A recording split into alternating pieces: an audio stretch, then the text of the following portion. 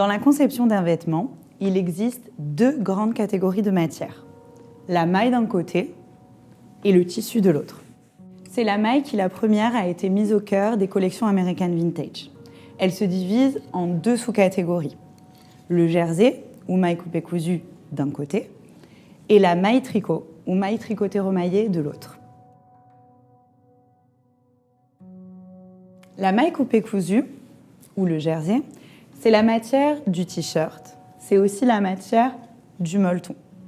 Il s'agit d'un rouleau de maille qui va être tricoté, puis ensuite coupé et cousu, comme son nom l'indique.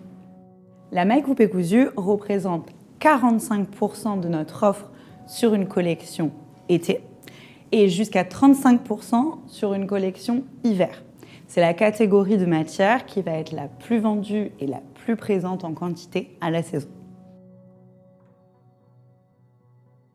Pour la maille tricot, le fil est également tricoté, mais la pièce est directement conçue dans la forme souhaitée. Un col, une manche, un dos. Chaque partie du vêtement va être ensuite assemblée par la technique du tricotage, aussi appelée remaillage, ce qui l'oppose ainsi à la maille coupée-cousue. La maille tricot représente 10% de notre offre sur une collection été et jusqu'à 22% sur une collection hiver. C'est en général, sur la saison hiver, la seconde catégorie de produits la plus vendue en quantité. Il est également à noter que 65% de notre offre aujourd'hui de maille est travaillée en fil italien. Sur la maille tricot, comme sur le jersey, un seul fil est utilisé, ce qui va impliquer une élasticité naturelle de la matière, donc plus d'aisance, plus de confort et de mouvement au porté. La seconde catégorie de matière, c'est le tissu, aussi appelé chaîne et trame. Pourquoi chaîne et trame ? Parce que le tissu va résulter de l'entrecroisement, à la manière d'un quadrillage, de deux fils. Les fils de chaîne d'un côté, les fils de trame de l'autre, disposés sur un métier à tisser. Le fait d'avoir deux fils, à l'inverse de la maille, va impliquer sur le vêtement une structure, donc aucune élasticité naturelle. Cette catégorie de matière permet une très grande diversité au niveau des structures et du tombé. De la popeline, du coton authentique structuré, du flou, mais aussi du denim.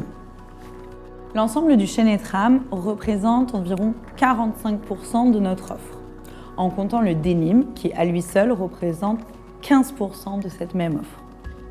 Ce pourcentage est environ équivalent sur l'été comme sur l'hiver.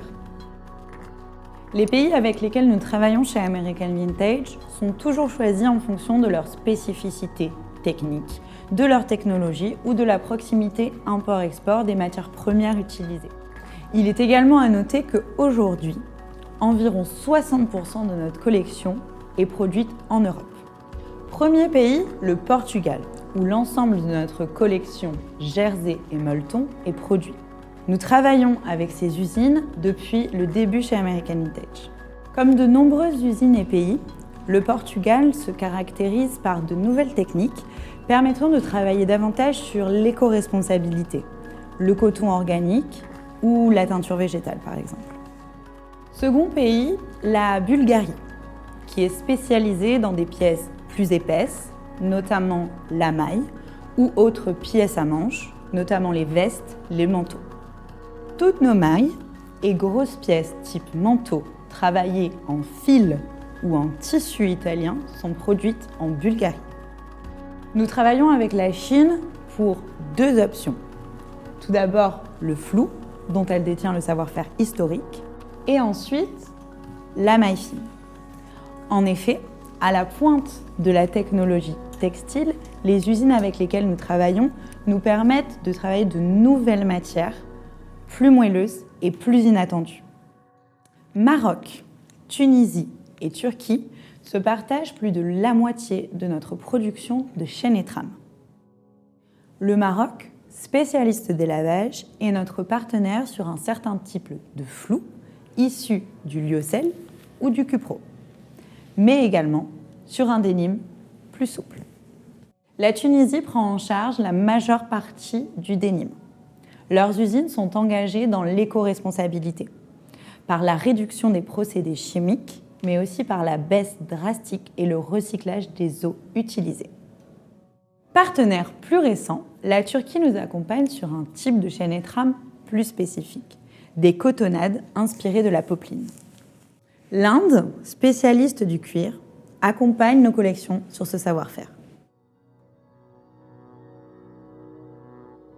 En fonction du tricotage d'une maille ou du tissage d'un tissu, une sorte de motif apparaît. On appelle cela un point pour la maille et une armure pour le tissu. Le point le plus répandu et le plus utilisé est le point jersey. Il prend la forme de petits V, plus ou moins marqués, en fonction de l'épaisseur du fil et l'ouverture du tricotage. Le second point le plus répandu dans nos collections se nomme point côte ou rib. Il prend la forme de rayures verticales. Il apporte en général un visuel plus marqué, qui peut être plus sport ou plus rétro. La maille perlée, aussi appelée cardigan stitch, prend la forme de petites alvéoles arrondies. Souvent considéré comme un point plus féminin, il est davantage utilisé sur les mailles tricot.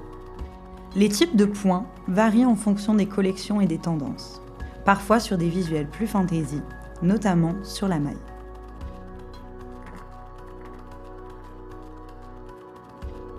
L'armure la plus classique est l'armure toile. Elle prend la forme d'un quadrillage. C'est une armure relativement lisse.